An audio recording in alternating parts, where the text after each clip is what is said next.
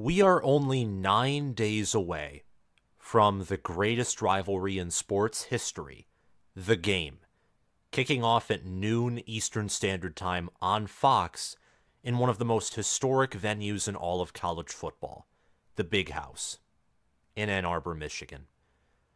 On even-numbered years, another historic and epic venue, the Horseshoe, Ohio Stadium in Columbus, Ohio, hosts this matchup.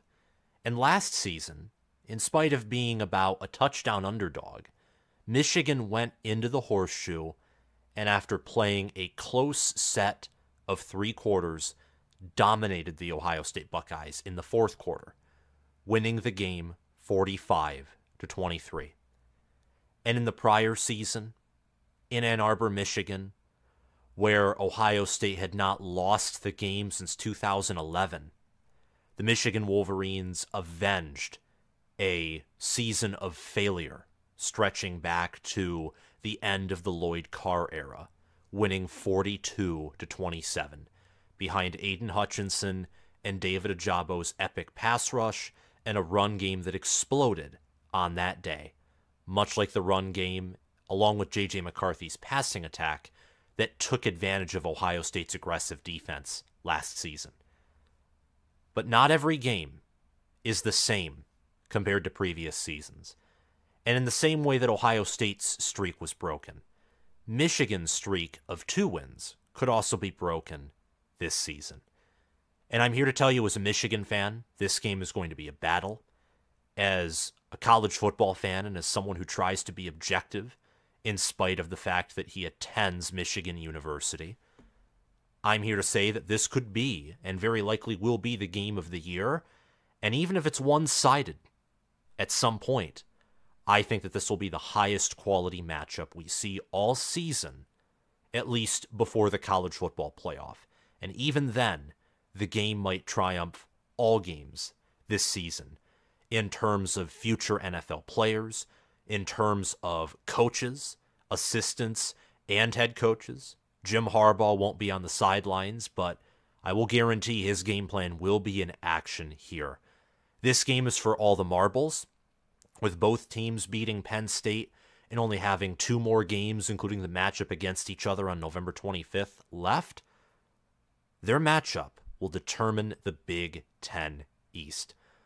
Like this video if you think that this game will be the best game of the season and it will be the highest quality matchup of the season, and subscribe to the channel, click the notification bell, and comment your thoughts on this game down below if you think the winner of the game will win the national championship. Because I think that the winner of this game has a great shot and should be the favorite to win it all. Georgia has looked impressive. Alabama is bouncing back rather nicely. This is one of Saban's better coaching jobs. Oregon, I think, is the second best team in the country. I've been very transparent with the fact that I thought Michigan was going to win it all in the preseason. Most weeks, they have looked like the best team in the country, and whether it was Georgia crushing Kentucky or Georgia crushing Ole Miss, and they've had some of their own epic performances, Michigan has been consistent week after week after week, just like Oregon. Except Oregon has an L, and Michigan doesn't. And Michigan's defensive play is unmatched, and their offense is about as efficient as it gets. They're still number 1 in my poll. Ohio State is 3rd. But being a top 3 team is nothing to complain about. They have a defense that is unlike anything Ohio State has seen so far in the Ryan Day era, excluding the 2019 defense commanded by Jeff Hafley that had Chase Young and Jeff Okudah and other players. I think Cody Simon was a younger player on that team, along with Josh Proctor, because Josh Proctor was an Urban Meyer recruit, and I think Cody Simon originally, Cody Simon was an Urban Meyer recruit. I do believe so. Correct me if I'm wrong in the comments section below. Both the Wolverines and the Buckeyes have an elite defense. I would take Ohio State's secondary for now, although Michigan's secondary has looked extremely impressive in recent weeks. wouldn't shock me due to some unfortunate injuries with Ohio State's secondary and because of Michigan's progression if they surpass Ohio State in pass defense. I'd take Michigan's pass rush. I'd take Michigan's run defense. I'd take Michigan's offense. I'm not going to hide behind this screen and tell you that these two teams have looked totally even heading into this game. But I will also say that over the past 2 seasons, Ohio State has looked like the better overall team, and Michigan destroyed them. So maybe the narrative flips this season. Maybe Michigan's the team that's power rated higher, that has the more experience, that has, dare I say it, more talent, that has more NFL players, and yet maybe Ohio State comes out with a win because they might have a matchup advantage. Their defense is not going to allow big plays. Their offense, meanwhile, can still produce big plays with Marvin Harrison Jr., Kyle McCord, with Cade Stover, with the epic, speedy Travion Henderson. There's a lot at stake in this game, and there are a lot of elite players. So if you haven't already figured out by now, that's what we're talking about today. We're talking about Michigan, we're talking about Ohio State, and we're talking about what these two teams can do beyond the game. Because the winner of the game will very likely destroy probably Iowa in the Big Ten championship game, notch a 30, dare I say it, 40-point win, and then move on to the college football playoff. And it will yet again be a test if the Big Ten can challenge the SEC, the Pac-12, the Big 12, the ACC, whoever makes it. At this point, no conference is totally safe. There are, whether it's the Big Ten or the SEC, who probably have the best guarantees to get in, even if there is some kind of chaos, it could all fall apart. The 2023 season, I don't think has been as chaotic, actually, as the previous 2 seasons in terms of raw upsets, and I don't have any numbers to back that up. That's just off the top of my head. But what I will say is this has been one of the most balanced seasons in terms of competition, in terms of everything is resting off of a tiny thread, a balancing act, and it could all come crumbling down. And watching Michigan and watching Ohio State, these are the some of the most consistent teams in college football. I will say they're more consistent than Oregon, even though I have Oregon ranked ahead of Ohio State. That's because I like Oregon's upside, and I love their trench play, offensively, and dare I say it, defensively, more than the Buckeyes. But Oregon has a loss, and Ohio State's well coached. Ohio State has greater depth. They have better defense. Defense wins championships, and offense is just as important. But I'd be very curious to see how Oregon, who occasionally goes through their own hiccups and who has lost a game, would do against an undefeated Ohio State or an undefeated Michigan. These are consistent football teams, football programs. And Jim Harbaugh accepted the Big Ten suspension earlier today, as I already discussed in a video that I released a few hours ago. In fact, probably just 1 or 2 hours ago. I personally don't think that that will have much of an effect on the Michigan Wolverines. I don't. I think that any potential effects that it has on Michigan's game management or confidence in the staff, it will be balanced out perhaps by a greater galvanization of the Michigan locker room. The game's going to be awesome.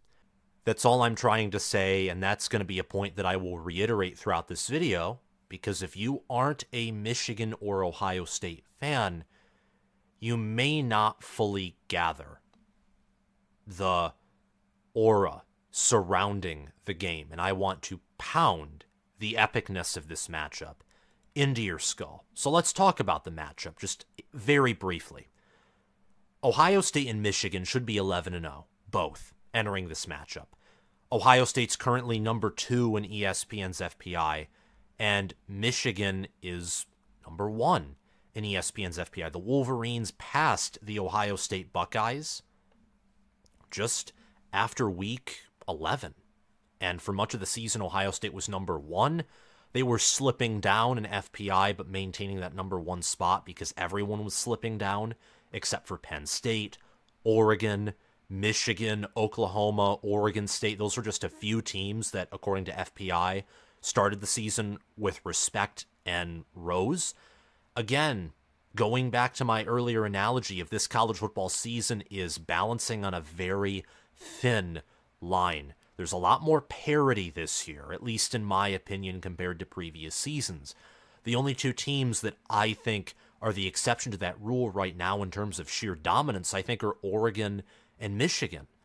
And Michigan and Oregon, part of me wants to see them perform in more big games. Oregon will get the chance to do that against Oregon State in the Pac-12 championship game. Michigan will have the chance to do that against Ohio State. And I also want to see how they perform in the playoff if they make it before I crown them as one of the more dominant teams in recent memory, even though I think both of them can earn that. And Ohio State can too. Ohio State in 2014, before their Big Ten championship game, they did not look like the number one team in the country. But in their final 3 games of the college football season in 2014, they were the best team in the country. And that's what mattered. Michigan right now, according to ESPN Bet, is a 5.5-point favorite at home. According to FPI and factoring in home field advantage, Michigan should be about a 3.5-point favorite. So a little more than a field goal, but under a touchdown is how much ESPN thinks that Michigan should be favored by. And according to FPI, Michigan is given a 57.5% chance to win. In a poll that I did early this week, asking, do you think Michigan will win by 2 scores? Do you think they'll win by 1 score? Do you think Ohio State will win by a score? Or do you think that Ohio State will win by 2 scores?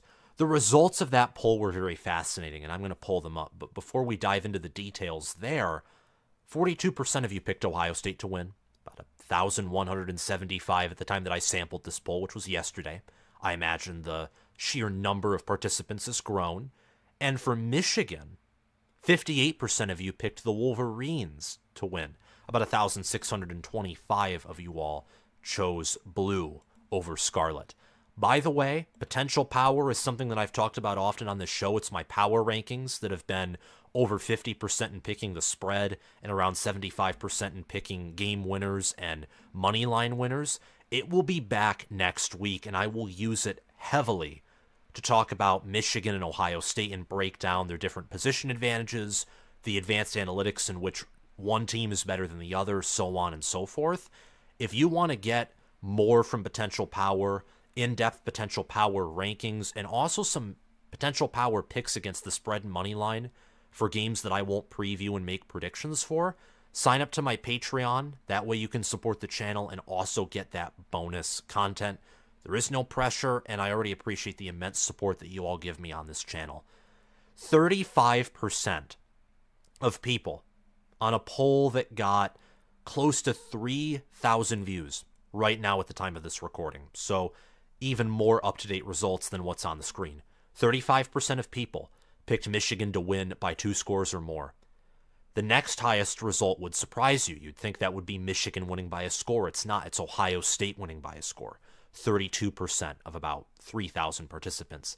The third most popular result is Michigan winning by a score at 23%, and only down at 10% are people, likely Ohio State fans, or maybe very pessimistic Michigan fans, or schadenfreude Michigan rivals like Notre Dame fans or Michigan State fans, are picking Ohio State to win by 9 or more points, so 2 or more scores.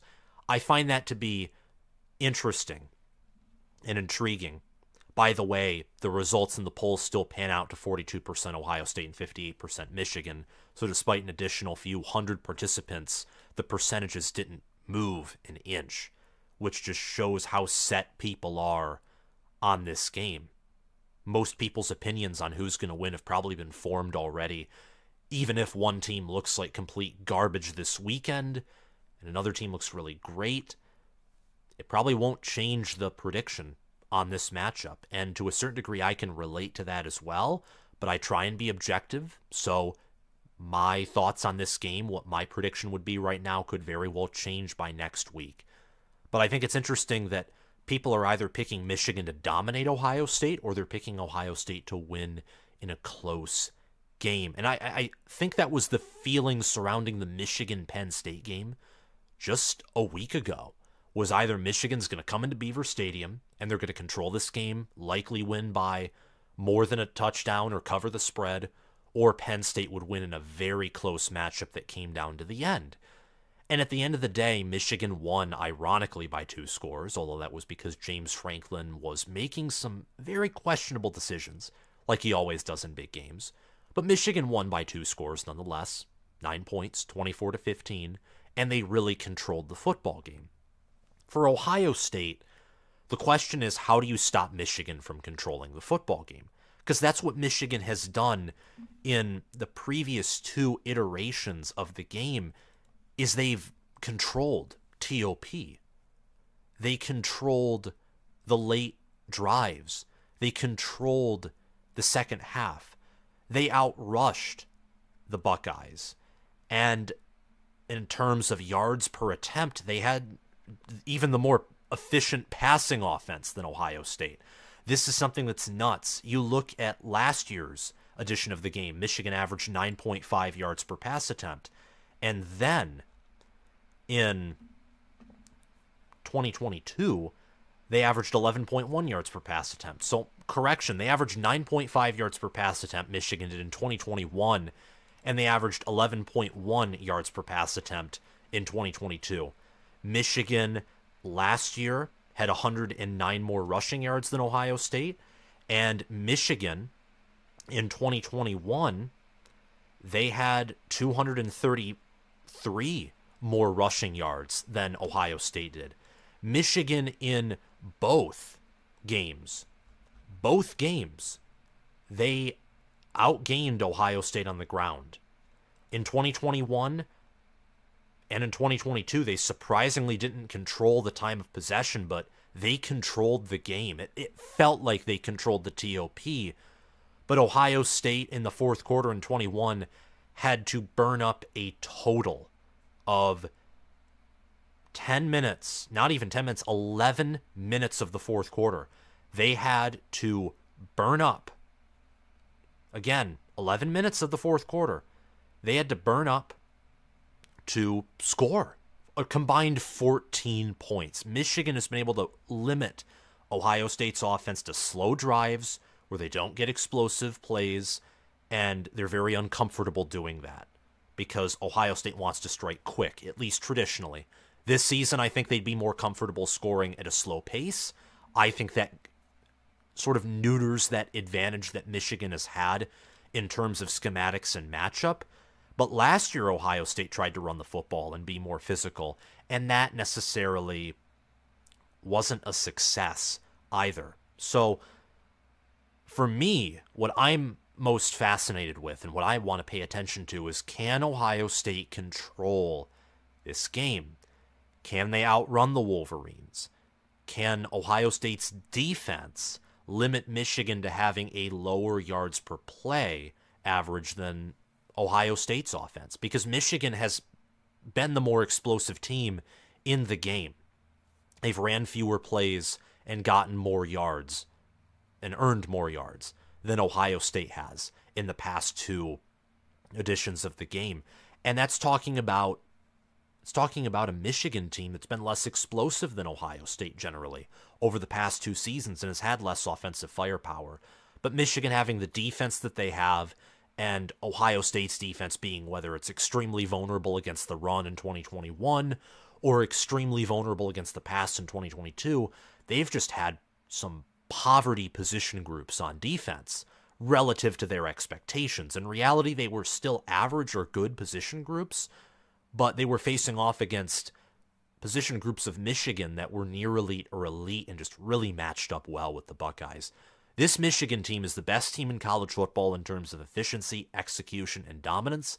I think they're the best team in the country. They have a near elite offense, an elite defense, and NFL trench play on both sides of the football that moves mountains. Drake Nugent, Trevor Keegan, Zach Zinner, and whether it's Ladarius Henderson, Carson Barnhart, Miles Hinton at tackle, or Trente Jones, Even with some struggles at tackle, Michigan is extremely deep at offensive line. Got some backups in Giovanni El-Hadi and Raheem Anderson, who I think could start at most Power 5 schools as well, along with all 4 tackles. Michigan's offensive line is big, they're quick, they're disciplined. Only 1, maybe 2 false starts on the road in Beaver Stadium, which is one of the loudest environments and most intimidating environments in college football. And on the defensive line, Mason Graham, Kenneth Grant, 340 pounds, really quick, fast, high-twitch, intelligent player. Chris Jenkins is a future NFL player. Jalen Harrell, Braden McGregor, Josiah Stewart, Derek Moore at defensive end. Michigan's trench play on average, looking at O-line and D-line combined, is unmatched. I think at D-line, Michigan's number 1 in the country. I don't think their O-line's number 1 in the country. I thought they would be this season, but I think Georgia, Oregon, and Oregon State objectively have better offensive lines than Michigan. But averaging out trench play on both sides of the football, Michigan is still unmatched there. Georgia's D-line is vulnerable against the run, and they don't have the same pass rush that Michigan does. Oregon's defensive line, dare I say, it might be more efficient than Georgia's, but I still think Michigan has better upside than Oregon at stopping the run. And Oregon State's defensive line is not even as good as Georgia's or Oregon's, so case in point. Michigan's weakness is lack of explosiveness on offense. They typically don't get big plays. That's been a theme this season compared to prior seasons. I don't think it's necessarily a big weakness, but we'll have to see how this offense performs against Ohio State so we can get a larger sample size, and then we can determine whether Michigan's offense is like Georgia's last year, where they didn't get a lot of explosive plays, but they were ruthlessly efficient, so it wasn't a weakness. They were just very consistent to compensate for that, or if this could be something that bites Michigan in the butt. They had 3 runs of 20 yards or more against Penn State, and they've had some big passing plays and occasionally pop a big run throughout the season, but I want to see more explosiveness from Michigan. And they do have, this is a weakness that I don't think we can debate, unlike the first one. Michigan does have a questionable pass protection unit. Their tackle room has been questionable. They've allowed 12 sacks this season. Michigan's offensive line has. This is compared to 14 sacks in 2021, and that was with 4 more games, and the game against Georgia had like a third of Michigan's total sacks allowed all season long, and Michigan in 2022 allowed 17 sacks. But again, 4 of those were to backup Cade McNamara early in the season, and McCarthy was less experienced, so he had less pocket maneuvering, and he took some of those sacks on his own fault. Michigan, through 10 games, has allowed 12 sacks. I wouldn't be surprised if Maryland and Ohio State were able to get some pressure on Michigan, and in the playoffs, Michigan will likely receive some pressure as well. Their run blocking is extremely impressive. It's hard for this team to open up holes on the interior. I think that's where they miss Olu Oluwatimi. But in terms of raw power and short yardage, I think Michigan is as good as last year, or maybe better. They just don't open up those same big holes to get big plays, and they don't have that same elite pass protection that they did. Michigan's number 1 in college football in points per play margin, forcing 0.490 points per play. They only allow 0.131 opponent points per play, which is also first nationally, and they're 4th in points per play, scoring 0.621 points per play per game. They're 4th there. They're behind, I think, LSU, Oregon, and I think Washington in terms of points per play. Some of the better offenses, some of the best elite offenses in the country. In terms of yards per point margin, Ohio State's 2, spoiler alert. Michigan is 1st, and they have about an 8 yards per point margin. In yards per point margin, from how I interpret it, is how much yards does your opponent have to go? Like, how hard do they have to fight to score on you? It is so hard to score on this Michigan defense. It's crazy. And part of the reason Penn State was able to score 2 touchdowns, which part of me found to be repulsive, is because they were extremely conservative. Michigan was treating Aller like he could hit an accurate pass and get an explosive play. Michigan played the most conservative game defensively and offensively that I've seen all season, And being extremely conservative on defense isn't always a good thing. It typically means that you're trying to limit big plays. How do you limit big plays? You don't stack 8 people in the box and you don't blitz. You send only 4, maybe 5 men at most forward. You keep most of your players a few yards away from the line of scrimmage. That way you don't allow big passing plays. And as the field shrinks, your defense gets more compact. That's a bend but don't break scheme right there. In terms of yards per play, Michigan averages 6.5 yards per play, which is 12th nationally. They allow 3.3 yards per carry, which is 17th nationally. Again, I think that's like Ohio State's defense, and that's why I rarely criticize these run defenses. Michigan and OSU, I do have some concerns about their run defenses, but that's because box scores, as sometimes as useless as they can be, also have a point to them. It'd be good and encouraging to me as a Michigan fan and to other Ohio State fans to see their teams allow less yards per carry. But Michigan and the Buckeyes typically only use 4, maybe 5-man fronts. And by fronts, I don't mean lining up the line of scrimmage, which that's how it should be used. I mean they only send 4 or 5 guys forward to rush the passer or stop the run. And sometimes they send 3 guys forward. And consequentially, if you only send 3 or 4 guys forward and a 5-man offensive line that's competent runs the football, they're going to get a pretty decent gain. Michigan does have a problem defending mobile quarterbacks. I saw this against Hudson Card in Purdue, Drew Aller against Penn State. McCord isn't mobile, though, so I don't think Michigan will have to worry about McCord running except for maybe 1 or 2 designed quarterback draws. That will be something to watch in the playoff, though, as Bo Nix, Carson Beck, Jalen Milroe, Jordan Travis. There's a lot of quarterbacks who have mobility. If Michigan's defense was facing J.J. McCarthy, I think he could give them a tough day with his legs and his ability to improvise. Michigan is second in average passer rating allowed, only allowing a 94.97 passer rating, and they're 4th in the country in opponent yards per play on average. So this defense, top 10 in most statistics. They're first in the statistic that matters the most, which is points allowed per play. And they're first in the 2 statistics that show a team's dominance, which is points per play margin is most important. Yards per point margin is important too, but not as important because I think Iowa's 4th in yards per point margin. And that's because outside of their one game against Penn State where they got blown out, and a game against Minnesota that was pretty back and forth, they've controlled practically all of their other 8 games more consistently than anyone else in the country. For the Ohio State Buckeyes, Ohio State is college football's best pass defense, in my opinion, and they have elite upside. Their strengths are an elite defense, and I don't think they have an elite offense this season, but they have NFL athletes on the outside positions, or skill positions or perimeter positions, whatever you want to call them.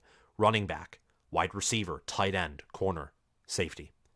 They have elite players there, whether it is Josh Proctor, whether it is Denzel Burke, whether it is Jermaine Matthews Jr., Jordan Hancock, Sonny Styles, whether it's Travion Henderson, Cade Stover, or Marvin Harrison Jr., Emeka Egbuka, Carnell Tate, and Julian Fleming. They have phenomenal players. They do. And their weakness is an offensive line play that I think is underwhelming. I don't think D-line is necessarily a strength. Same with linebacker. I think defensive tackle individually would be a strength, but it's far from a weakness. Their defensive line, Ohio State's front 6 in the 4-2-5 is one of the strongest fronts in all of the country. I just don't think it is as strong as the outside perimeter and skill positions. Player health is also a concern, and overly conservative game plans. I think Michigan has been at times more aggressive and more calculated in their overall game plans than Ohio State has. Ohio State has been very conservative, and the times where they haven't, often earlier in the season, like against Notre Dame, or against Penn State late in the game, they wanted to take a 2-touchdown lead, and I'm thinking to myself, not a 2-touchdown lead, they wanted to get a double-digit lead. But they were ahead. If they kicked the field goal, they were going to be up by a full touchdown. They went 4th and goal from about the 2-point conversion line, and I'm thinking to myself, your team is the definition of ultra-conservative in terms of game plan. It isn't the best thing in the world, but it is a lot better than some of the other previous game plans I've seen from Ryan Day teams, which overall are good, but sometimes they falter, just like Jim Harbaugh, in bowl games in particular. Just be conservative. Take the points. Do what you've done all season long. Maybe defensively add some fire and aggression, but your offense needs to be as conservative as possible given your talent, which means you play to your strengths, you pass the ball to Marvin Harrison Jr. That sounds like something that would typically be aggressive. It's the most conservative play call Ohio State can make offensively, is throwing it to Marvin Harrison Jr. where he's wide open, because that's not taking a risk. You know that Marvin Harrison Jr. is going to be there. You know he's going to be open. He's all reliable. He's your tradition. How your offense has traditionally functioned for the past 2 seasons is getting it to him. That's the definition of conservative. Taking risks is running Travion Henderson on stretch with tackles that have not functioned well all season, or trying to run Kyle McCord, running Devin Brown if he's healthy. That's taking a risk. Or pounding the rock, or trying an end around on 4th and short against Notre Dame. That's risky. Ohio State and this team, they're not best suited to take too many risks, but at the same time diversifying and taking some risks when they're calculated and not when it's out of frustration, trying to close the game out, rushing things. I think that's great. To go back to strengths, Travion Henderson could be the best running back in the nation, and we don't know it yet because he doesn't have the box statistics to show for it. He didn't play against Penn State, so Henderson hasn't played against an elite defense this whole season. Notre Dame's defense is not elite. They have elite upside, but they're not consistently elite. I'm curious to see how he does against Michigan. Michigan will do their best to cover Marvin Harrison Jr. They won't shut him down. They'll limit him, but he'll still find a way, I think, to score a touchdown against Michigan. And that secondary, they're first in the nation in average passer rating allowed, only allowing a 93.09 passer rating. Ohio State's third in points per play margin with 0.342 points per play margin. They're second in yards per point margin with a 13.2 yards per point margin. They're second in opponent points per play, allowing only 0.152 points per play to their opponent per game. They're 17th in points per play offensively, scoring 0.493 points per play. They're 22nd in yards per play, averaging 6.3 there. They allow 3.4 rushing yards per attempt to their opponent, which is 22nd. And they're third in opponent yards per play, allowing 3.9 yards per play. And that comes due to the fact that technically they have a worse run defense than Michigan, but they have a better pass defense, not just in terms of efficiency, but in passing yards allowed per game. And they have faced better passing offenses. So that's why for now, even though Michigan's secondary has looked pretty awesome in recent weeks, I'm going with Ohio State having that better secondary because they're more proven. And just straight out of raw talent and also proof alone, I think Ohio State is the better wide receiver core.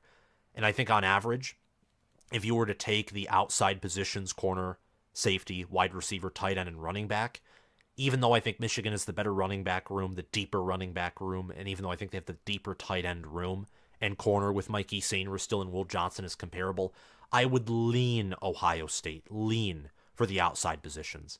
But for the inside positions, I wouldn't just lean Michigan. I would give Michigan a pretty favorable edge in terms of looking at linebacker, defensive line, offensive line in particular, and then factoring in quarterback, where I think Michigan's slightly better there. Statistically, in terms of efficiency and also the eye test, I think it is safe to say that the Michigan Wolverines are the slightly better team, at least from what we can tell right now, than the Ohio State Buckeyes. However, by no circumstances does that mean that Michigan's guaranteed to win. Games are not fought on paper, and even if this matchup was fought on paper, I can tell you something, it'd be a competitive game. It'd be a competitive game that Michigan would win, but again, that's if this game was fought on paper, and it won't be. It will be fought in the trenches. This will likely be a game of attrition. Maybe it could be like World War I instead of World War II, where it's Michigan and Ohio State trying to blitzkrieg each other like Erwin Rommel and George S. Patton. And you can choose who is the bad guy, Erwin Rommel in Germany, and who you think is the good guy, America and George S. Patton, if you're an Ohio State or Michigan fan. Goes to show also how much they dislike each other that I'm using a World War II analogy. But I think this will be typically what the game is, which is a World War I, Civil War style war of attrition, where both teams will want to wear the other down.